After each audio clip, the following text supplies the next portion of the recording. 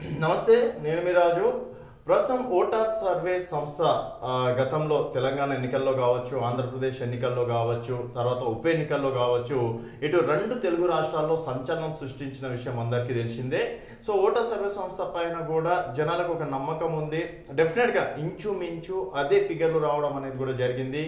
So వాళ్ళు ఇప్పుడు ఏడాది పాలన పైన సర్వే చేయడం అనేది జరిగింది. సో మరి సర్వే చేసేటప్పుడు ఎలాంటి జాగ్రత్తలు తీసుకున్నారు, ఎంతమంది శాంపిల్స్ తీసుకున్నారు, ఎన్ని రోజులు ఈ సర్వే చేయడం అనేది జరిగింది, ఈ సర్వేలో ఉన్నటువంటి నిజాలేంటి, రేవంత్ సర్కార్ పైన ప్రజలు ఎంతవరకు నమ్మకంగా ఉన్నారు, మళ్ళీ కేసీఆర్ రావాలని చెప్పేసి కూడా ఇటు బీఆర్ఎస్ వాళ్ళు చెప్తున్న మాట, కేసీఆర్ ఉంటే బాగుంటుండే అని.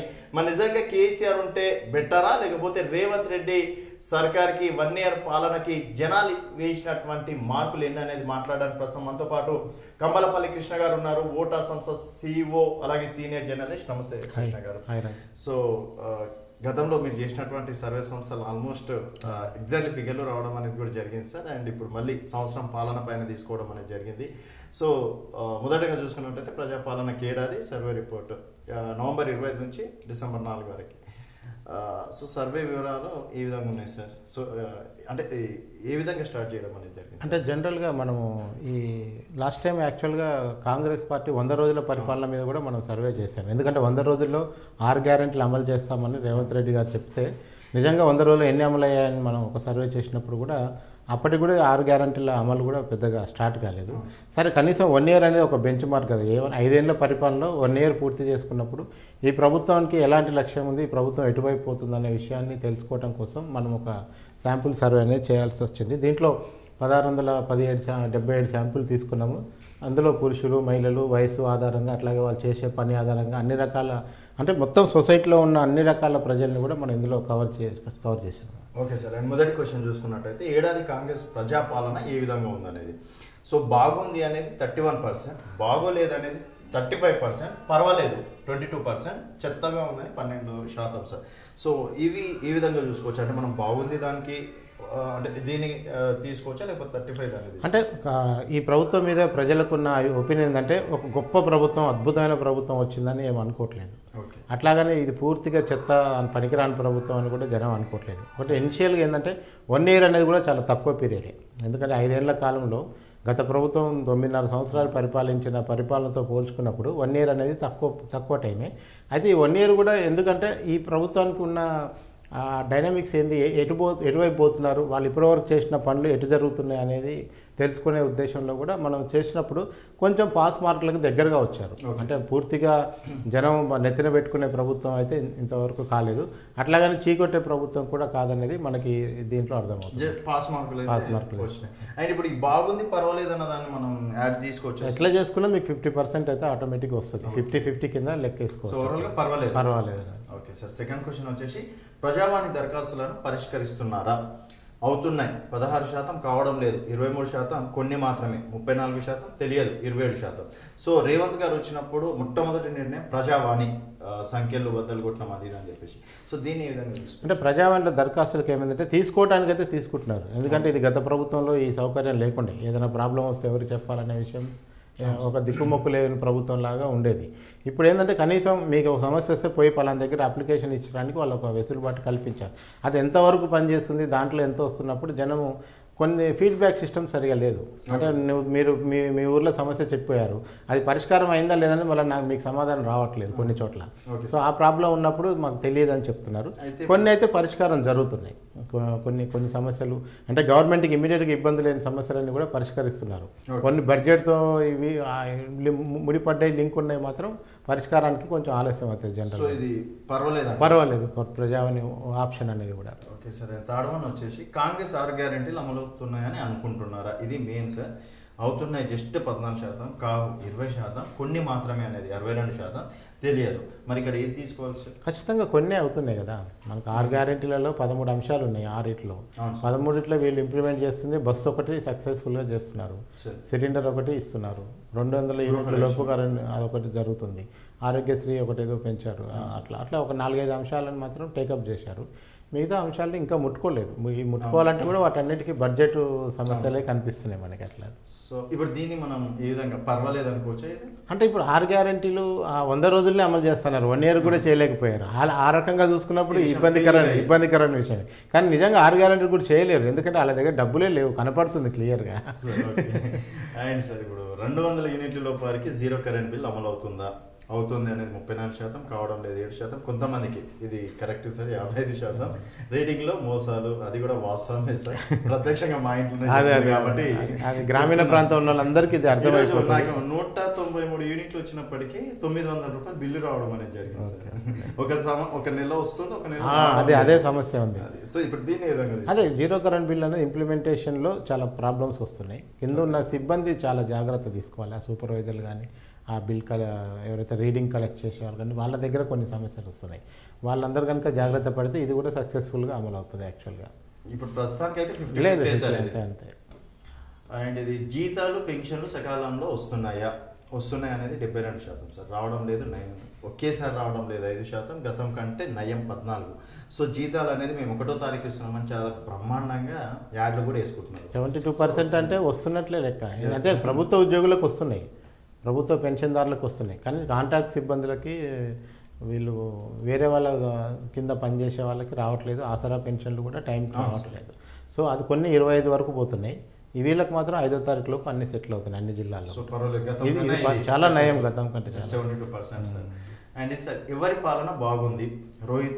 రేవంత్ రెడ్డి 35%, కేసీఆర్ 44%, ఇద్దరు వేస్ట్ 19, కొత్త సీఎం రావాలనేది. సో ఇక్కడ కేసీఆర్కి ఎక్కువ మార్కులు రావడం అనేది జరిగింది సార్. అంటే జనం ఏం కంపేర్ చేస్తున్నారంటే, కేసీఆర్ అలవాటు చేసిపోయిన పథకాలు ఏవి రేవంత్ రెడ్డి కంటిన్యూ చేయట్లేదు.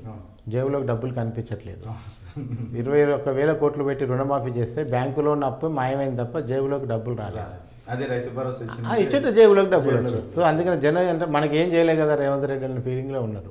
కొంచెం రేవంత్ ప్రభుత్వాన్ని అర్థం చేసుకున్న వాళ్ళు, ఫైనాన్షియల్ ఇబ్బందులను అర్థం చేసుకున్న వాళ్ళు పర్వాలేదు. రేవంత్ రెడ్డి కూడా ఈ 1 yearలో ఈవెన్ దో ఒక్కసారి కూడా మంత్రిగా చేయకుండా డైరెక్ట్గా ముఖ్యమంత్రి అయ్యి కూడా ఈ మాత్రం పరిపాలన చేసిండంటే పర్వాలేదు, పాస్ మార్కులు వేయచ్చు అనే ఉద్దేశంలో జనం కనిపిస్తున్నారు. అది పర్వాలేదు. అయితే 11% తేడా కాబట్టి వెల్ అండ్ గుడ్ అనుకోవచ్చు.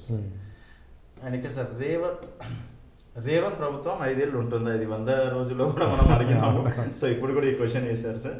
సో ఉంటుంది 67%, ఉండదు 12%. రేవంత్ మారుస్తారు 9%, ఎవరు వచ్చినా అయితే పని. సో ఇక్కడ సక్సెస్ అయ్యాడనుకో ఖచ్చితంగా ఉంటుంది. ఎందుకంటే ఇప్పుడున్న రాజకీయ అనిశ్చితి, ఫస్ట్ మనం 100 days అప్పుడు మాట్లాడినప్పుడు ఉన్న సిచ్యువేషన్ ఇప్పుడు లేదు. పొలిటికల్గా అంత అనిశ్చితి ఇప్పుడు కనపట్లేదు. సో అవసరమైతే బీఆర్ఎస్లోంచి ఇటు వచ్చే పరిస్థితి ఉంది తప్ప కాంగ్రెస్ నుంచి పోయి బీఆర్ఎస్ ప్రభుత్వం ఏర్పాటు చేసే అవకాశం అయితే లేదు. సో అందుకని ఆ రకంగా చూసుకున్నప్పుడు రేవంత్ ప్రభుత్వం 5 ఏళ్ళు ఉండటానికి అవకాశాలు ఎక్కువ ఉన్నాయి. బీజేపీ వాళ్ళు నిన్న బండి సంజయ్ గారు అన్నారు సంక్రాంతి వరకు పోతుంది, అది చెప్పలేము. అది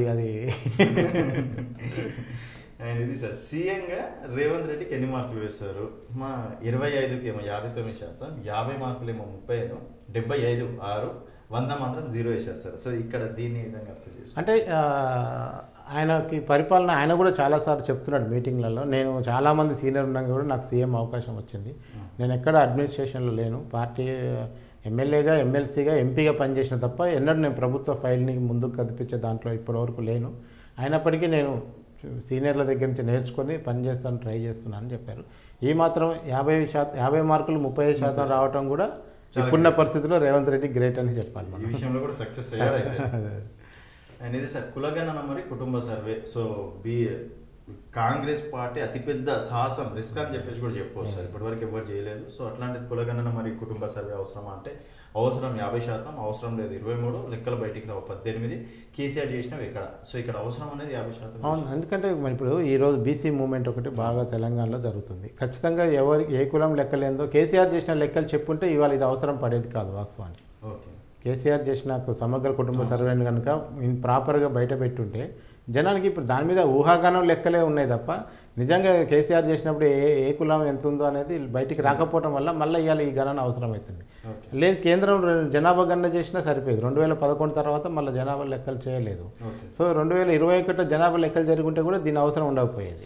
సో అటు కేంద్రం ఇటు రాష్ట్రం కేసీఆర్ మోడీ ఇద్దరు డ్రామాలు ఆడటం వల్ల మళ్ళీ ఇవాళ జనాభా గణన చేయాల్సిన మీకు రాజకీయంగా ఇబ్బందులు ఉంటాయి, పార్టీ పరంగా ప్లస్ పాయింట్ అవుతుంది రాజకీయంగా. ఎందుకంటే 10% లేని ఓసీలు ముఖ్యమంత్రులు 6 మంత్రులు అవుతున్న కాలంలో 56% ఉన్న బీసీలకు ఎంత మంత్రులు ఇచ్చారో అడుగుతారు ఆటోమేటిక్గా. సో అది 56 ఉందా, 52 ఉందా, 54 ఉందా అనేది తేలాలంటే ఆ రిపోర్ట్ బయటికి రావాలి. ఇప్పుడు దీన్ని బేస్ చేసుకొని స్థానిక సంస్థలు ఖచ్చితంగా రిజర్వేషన్ దీన్ని బేస్ చేసుకొని చేయడానికి ఇన్ని రోజులు లేట్ చేశారు స్థానిక సంస్థల ఎన్నికలు. దీన్ని బేస్ చేసుకొని కనుక రిజర్వేషన్లు పెడితే, ఎందుకంటే కేసీఆర్ మంచిగా 42% ఉన్న బీసీలను 23% రిజర్వేషన్ మార్చాడు. సో ఇప్పుడు కరెక్ట్గా లెక్కలు వచ్చినాయి అనుకోండి, ఆ రిజర్వేషన్ కూడా యాజ్ పర్ లా కనుక మనం కమిషన్ బేస్ మీద పోతే బాగుంటుంది. అండ్ ఇది చూసుకున్నట్టు సార్ 10 క్వశ్చన్, హైడ్రాపై మీ ప్రాంతానికి రావాలా, ఇది దీనివల్ల అసలు ఇది ఫోకస్ ఎక్కువ కావాలి సార్. ఈ క్వశ్చన్ రావాలి అనేది 12%, వద్దు అనేది 43%, అక్రమం ఏదైనా కూల్చాలి 29%, కేవలం బెదిరించడానికి. సో మనం ఇది ఒక్కటే తీసుకోవచ్చు. అంటే జనం పాజిటివ్గా ఉండే జనం అంటే ఇప్పుడు లీగల్గా అన్ని కట్టుకున్న వాళ్ళు దీనికి ఓటేస్తారు. అక్రమాలు ఎవరైనా చేస్తే కూల్చండి అని చెప్తారు. లీగల్గా అన్నీ ఉన్నవాళ్ళు ఎలాంటి డీవియేషన్ లేకుండా నిర్మాణాలు చేసుకున్న వాళ్ళు దీనికి ఓటేస్తారు. ఎందుకంటే అక్రమం ఏదైనా చేయాలి. ఈ కేవలం బెదిరించడం వల్ల రాజకీయమైన ఇన్ఫ్లుయెన్స్ ఉన్న వాళ్ళు ఇందులో ఓటేస్తారు.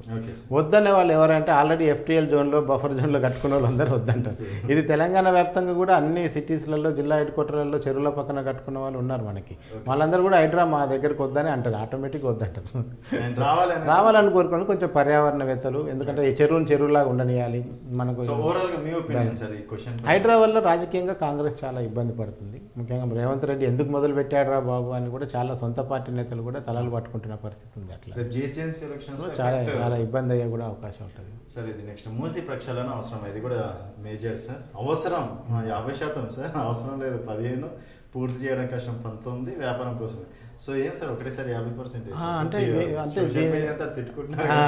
అయితే మీకు మూసీ ఎక్కడంటే హైదరాబాద్ ఎంటర్ అయ్యి హైదరాబాద్ ఎగ్జిట్ అయ్యే దగ్గర ఈ సమస్య ఉంది మనకి. మిగతా మూసీ అంతా కూడా నీట్గానే ఉంటుంది. హైదరాబాద్లో ఉన్న మురికి అంతా కూడా మూసీలకు వదలటం వల్లనే మూసీ అనగానే పెద్ద మురికి కంపెనీ వాసన అనేది మనకి చాలా ఇబ్బంది పెడుతుంది. హైదరాబాద్ లాంటి ఒక చారిత్రక నగరంలో మూసీ లాంటి నదిని కనుక తేటగా కనుక ప్రవహింపజేస్తే ఒక అద్భుతమైన వ్యవస్థ అవుతుంది అది. సో అందుకనే చాలామంది కోరుకుంటున్నారు ఉండాలి. అయితే ఇది ఇంప్లిమెంట్ కావాలంటే RR ప్యాకేజ్ అనేది చాలా పకడ్బందీగా అమలు కావాలి. ఇప్పుడు మీకు పూరి గుడిసెలు సార్, మనకి సుధీర్ రెడ్డి గారు దీనికి కార్పొరేషన్ చైర్మన్ ఉంటే దాదాపు 100 కోట్లు కూడా దానికి శాంక్షన్ చేశారు. మరి అప్పుడు వర్కౌట్ కాదు, ఇప్పుడు వర్కౌట్ అయితే అంటే ఇప్పుడు డైరెక్ట్గా రేవంత్ రెడ్డి గారు మొత్తం ప్లాన్ గీసే చెప్తున్నాడు కదా, లెఫ్ట్ సైడ్ రైట్ సైడ్ ఇంత స్పేస్ ఖాళీ చేయాలి, దాంట్లో ఇది కట్టాలి, మధ్యలో నీళ్ళన్నీ కూడా అంటే మూసీలోకి ఎవరెవరు ఏం వదులుతున్నారో ముందు దాన్ని ఆపాలి ఫస్ట్. ఇండస్ట్రియల్ పొల్యూషన్ ఎంత వస్తుంది, ఇళ్ళ నుంచి ఎంత వస్తుంది, పరిశ్రమల నుంచి వేరే ఇతరత్ర మల్టీప్లెక్స్ నుంచి ఎంత మురికి వస్తుంది దాంట్లోకి అనేది అది చూసిన తర్వాతనే మనము అవన్నీ కనుక కంట్రోల్ చేసినప్పుడే మూసీ అనేది నీట్గా పోగలుగుతుంది. అట్లా చాలా అందుకనే జనం పూర్తి చేయడం కష్టం అని కూడా అంటున్నారు. అంటే అంత ఈజీగా కూడా పూర్తి కాదని అట్లా. అని సార్ కేసీఆర్ కేటీఆర్లను అరెస్ట్ చేశారు అనుకుంటున్నారా? ఇది మొదటి నుంచి double bedroom, Cherlapalli jail, Ponguleti గారు బాంబులు, దీపావళి బాంబులు, సంక్రాంతి కూడా చేస్తారు. 7% చెయ్యరు, 54% రాజు కుదిరింది 14, ఏమైనా జరగవచ్చు 25. సో ఈ విషయంలో క్లారిటీగానే ఉన్నారు సార్. అవును, జనం కూడా క్లియర్గా ఉన్నారు. అంటే ఇప్పటికే వాళ్ళిద్దరిని టచ్ చేయకపోవచ్చు అనేది ఉంది. అయితే వాళ్ళని లీగల్గా ఎట్లా ఫిక్స్ చేయాలని రేవంత్ రెడ్డి ప్రయత్నం చేస్తుండ్రు. ఆ లీగల్ ఫిక్స్ అయితే కనుక వాళ్ళు కూడా కవిత ఎట్లా అరెస్ట్ అయ్యి జైలు పోయిందో వీళ్ళు కూడా అట్లా పోవడానికి ఛాన్స్. ఇప్పట్లయితే ఇంకా మామూలేం బేలవు. అండ్ సార్ ఇది గత ప్రభుత్వ అధికారులు ఇంకా కీలక పోస్టులో కొనసాగడంపై మీ అభిప్రాయం? మంచిదే, 17% అనవసరం, 46% దొంగలను పట్టడానికి, 13% దోపిడీ కొనసాగడానికి, 24% సార్. ఇది గత ప్రభుత్వ అధికారులు అంటే రేవంత్ రెడ్డి గారు కొంతమంది అధికారులు పర్టికులర్గా విమర్శించారు ఎన్నికలకు ముందు. డీజీపీ మహేందర్ రెడ్డిని తిట్టారు, నవీన్ మిట్టల్ని తిట్టారు, జయేష్ రంజన్ని తిట్టారు.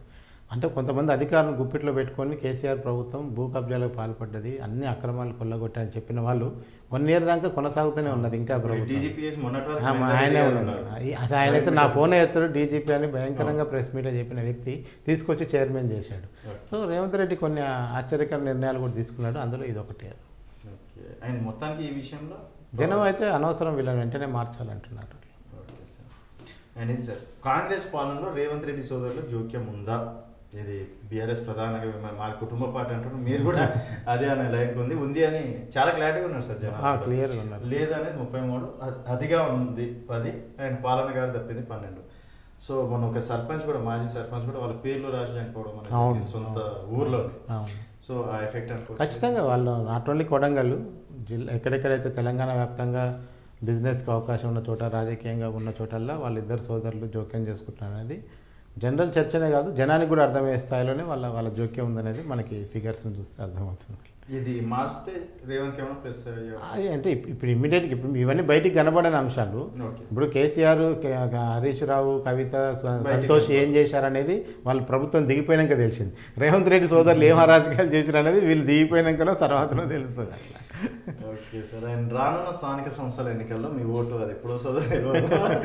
కాంగ్రెస్కి 35, బీఆర్ఎస్ 39, ఎంపీ ఎలక్షన్స్లో ఒక్క సీటు కూడా గెలవని 39 వేసి, ఎన్డీఏ కూటమి కూడా పర్లేదు సార్ 19% వేసి, ఇతరులు 7%. సో దీన్ని ఏ విధంగా చూసుకోవాలి? అంటే ఇక్కడ బీజేపీ, టీడీపీ కలిస్తే స్థానిక సంస్థల ఎన్నికల్లో ఎంతో కొంత గట్టి పోటీ వచ్చే అవకాశం ఉంటుంది. Okay sir. సో ఆ క్రమంలో బీఆర్ఎస్కి ఏంటంటే గ్రామాల్లో ఇంకా పార్టీ గట్టిగానే ఉంది. సో గత 9 ఏళ్లలో సంపాదించుకున్న పైసలన్నింటిని పెట్టుకొని స్థానిక సంస్థల ఎన్నికల్లో పోటీ చేస్తారు. సరే, అధికార పార్టీకి కూడా ఒక అడ్వాంటేజ్ ఉంటుంది, ఎందుకంటే ఎమ్మెల్యే ఎవరు ఉంటే వాళ్ళ చుట్టే స్థానిక సంస్థల పరిధి ఉండటానికి అవకాశం ఉంటుంది. ఆ రకంగా చూసుకున్నప్పుడు బీఆర్ఎస్ గెలిచినా కానీ మళ్ళీ కాంగ్రెస్లోకి జంప్ అవుతారు ఆటోమేటిక్గా. ఇప్పుడే నుంచే కూడా కాంగ్రెస్ కూడా మళ్ళీ కొంచెం ఫండ్స్ రిలీజ్ చేసి ఫోకస్ చేస్తే కనుక ఈ సంఖ్యలు పోటాపోటీకి కానీ కొంచెం అటు ఇటు రివర్స్ అయినా టఫ్, చాలా లేదు టఫ్ ఉంటుంది ఖచ్చితంగా. అండ్ బీజేపీ కూడా పర్లేదు అనుకోవచ్చా? అంటే ఇందులో టీడీపీ, జనసేన కలిస్తే పర్వాలేదు. ఉత్తేజ్ బీజేపీ అయితే ఇంత పర్సెంటేజ్ రాదు. Okay sir. అండ్ కీలకమైన కామెంట్స్, రేవంత్ మాటకారే కానీ పనివంతుడు కాదు. రేవంత్ స్పీచ్లకి అభిమానులు ఉన్నారు కానీ పాలన కాదు. తెలంగాణ గురించి తెలిసిన నాయకుడు కేసీఆర్ ఒక్కడే. రానున్న జిహెచ్ఎంసీ ఎన్నికల్లో కాంగ్రెస్కి గుండుసున్న తప్పదు. నిజమే, అంటే వాళ్ళ జనం ఒపీనియన్, ఇదంతా మనది కాదు, మీది కాదు, నాది కాదు, జనం మాట్లాడుతున్నాం. అండ్ కేసీఆర్ డబ్బులు తిన్నాడు, జనానికి కూడా పెట్టాడు. ఇది పాజిటివ్ ఉన్నా సార్. ఈవెన్ రాజశేఖర రెడ్డి గారు కూడా అది పాజిటివ్, అది ఒక్కటే రావడం అనేది జరిగింది.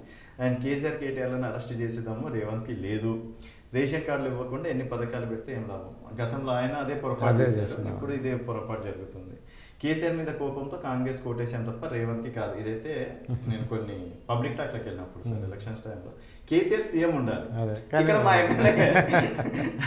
మనం చెప్తే ఎవరు నమ్మలే ఆ విషయాన్ని. నమ్మలేదు సార్. మీ సర్వేలో సార్ మేము వేసింది మావానికి వేసినాం కదా సార్, కేసీఆర్ సీఎం కాడా సార్ అంటే చాలా మంది జోక్గా తీసుకున్నారు, కానీ ఇప్పుడు కూడా అదే కామెంట్ కనబడుతుంది. నేను నియోజకవర్గం ఆలేరు నియోజకవర్గంకి వెళ్ళిన, ఓకే బీర్లైలే రావాలి, కేసీఆర్ సీఎం ఉండాలి, ఎట్లా సాధ్యమవుతుంది? సో ఇది సార్ 10 ఏళ్ల తర్వాత అధికారం వస్తే కాంగ్రెస్ నేతలు ఆగతలేరు. కొన్ని చోట్ల అవుతున్నాయి సార్. అవి కూడా అధికారం లేకుండా ఏడాది కూడా ఉండలేకపోతుంది బీఆర్ఎస్. ఇది కూడా వాస్తవమే అనుకోవచ్చు. వయసు పోరగాలు ఓటు వేయించుకొని కాంగ్రెస్ను గెలిపించారు. కేసీఆర్ అనవాళ్ళు లేకుండా చేయడం రేవంత్ వల్ల కాదు. ఇది కూడా కరెక్టే సార్. ఇప్పుడు సెక్రటరియట్ నుంచి మొదలు పెట్టాలి. ఇది సార్, కేసీఆర్ అప్పులు తెచ్చి మా కడుపులు నింపిండు, అది కూడా పాజిటివ్గానే చూస్తున్నారు సార్ జనాలు. డబుల్ బెడ్రూమ్ ఇల్లు ఇచ్చి ఉంటే కేసీఆర్ ఓడిపోయేటోడు కాదు, వాస్తవమే అనుకోవచ్చు ఒక రకంగా. అండ్ ఆర్టీసీ బస్సులో మహిళలకు సగం టికెట్ అయినా తీసుకోవాలి సార్. గోల చేస్తున్నారు, కొట్లాడుకుంటున్నారు సార్. మాకు సీట్లే దొరుకుతారు, నేను చాలా నుంచి అప్ అండ్ డౌన్ చేస్తున్నా.